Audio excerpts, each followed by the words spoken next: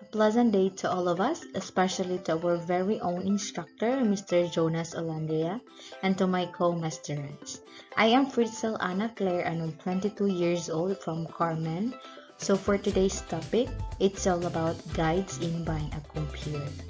So we all know computer is very important since this is our source of communication and information in education.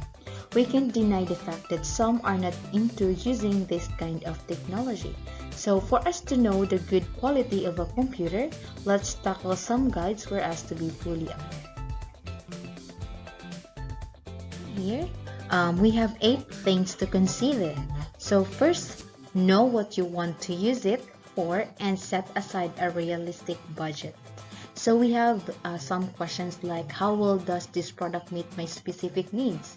Does it have the features and functions I require?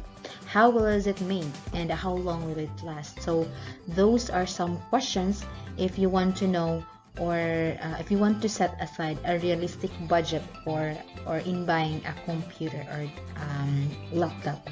So when buying a new computer, there are 3 things you should concern yourself with when considering the processor: the power consumption, value, and performance. So for you, which aspect is more important to you depends entirely on the personal preference.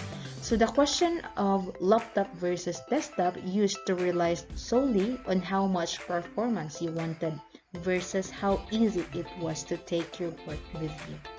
And desktops are ideal for power users. They offer processing power at a lower cost and are easier to upgrade, repair, and customize for your ideal computing experience at home. The next thing you should be looking at is your requirements. Do you need a laptop or a desktop? What is the machine going to use for? Once you have done this, go back to number 1 and see if these are compatible. Often they are not first time around. So you either need to adjust your budget or adjust your goals to make them more compatible with each other. That's it. So the second thing to consider is the processor. So it is also known as the CPU, provides the instructions and processing power of the computer needs to do its work. CPU as the main and most crucial integrated circuitry chip in a computer, as it's responsible for interpreting most of computer's commands. And as you can see in the pictures, we have i3, i5, and i7. So this is the most important factor when choosing a computer nowadays. And there are many factors in processor choice, and the main thing is that, in my opinion, Intel are at the moment making the best chips and their Core 2 Duo range is the best. So go for one in this family and you will be okay. So the third one is the RAM or the computer memory. Computer random access memory is one of the most important components in determining your system's performance. It gives applications a place to store and access data on a short-term basis. So I have here pictures of random access memory. So as what I've said, RAM stands for random access memory, and it is used as a short-term memory storage space for the computer to place data, and it's currently working, so it's easily accessible. The more RAM is a computer has, the more data it can usually juggle at any given moment. RAM is also called random access because any storage location can be accessed directly. And in addition to hard disk, floppy disk, and CD-ROM storage, another important form of storage is read-only memory or the ROM. A more expensive kind of memory that retains data even when the computer is turned off. 16 gigabyte of RAM is the best place to start for a gaming PC.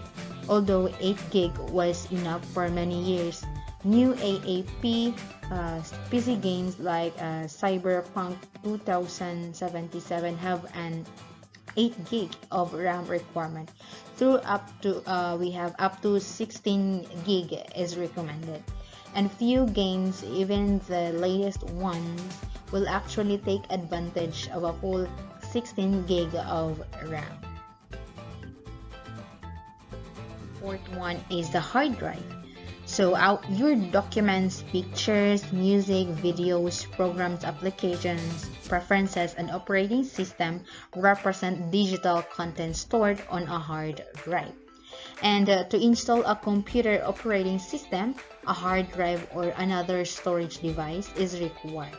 The storage device provides the storage medium where the operating system is installed and stored.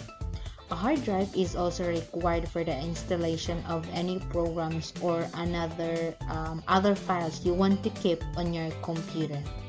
A computer cannot efficiently process things without a memory hardware, but it can do so without a hard drive. Computers can be booted over a network through a USB drive or even a CD or DVD. When you attempt to run a computer without a hard drive, you will often be asked for a boot device. It is rendering an image to your monitor, and it does this by converting data into a signal your monitor can understand. Now, all computers come with some form of graphics built in, but my recommendation is to go with something a little better, possibly from AMD, because they make your computer resolution better. AMD cards are good for mining, while NVIDIA is good for Adobe programs. Computer software.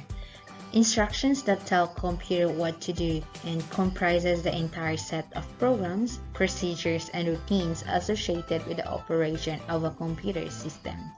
We have two types of computer software. We have the system and the application software. Let's tackle first the system software. This is a type of computer program that is designed to run a computer's hardware and application programs. If we think of the computer system as a layered model, the system software is the interface between the hardware and the user application. And the OS or the operating system manages all other programs in a computer.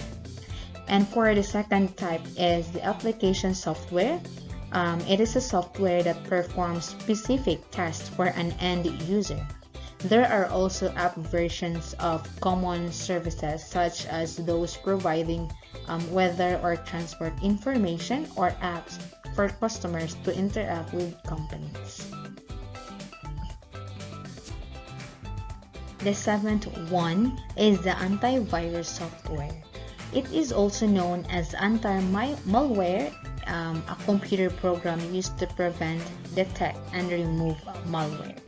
And it is a kind of software that is installed, and most antivirus software runs automatically in the background to provide real-time protections against virus attacks. The last thing to do with the actual computer is a good virus and spyware package. Don't be under any illusions. This is possibly the most important part of protecting your computer. It will get attacked at some points, so let's be prepared when it does. And to help to protect our Windows computer, I can give you the best antivirus software. We have, as you can see in the picture, we have Bitdefender, Kaspersky, Webroot, Norton, Trend Micro, McAfee, EST or ESET, and the Avast. So those are best antivirus software that can be installed on our computer. The last thing to consider is your computer lifeline, internet. We all know that internet is very important sources through which an individual can quickly get information, a social platform, and a business network. And getting a good internet provider, broadband at least, no computer is complete without a good internet.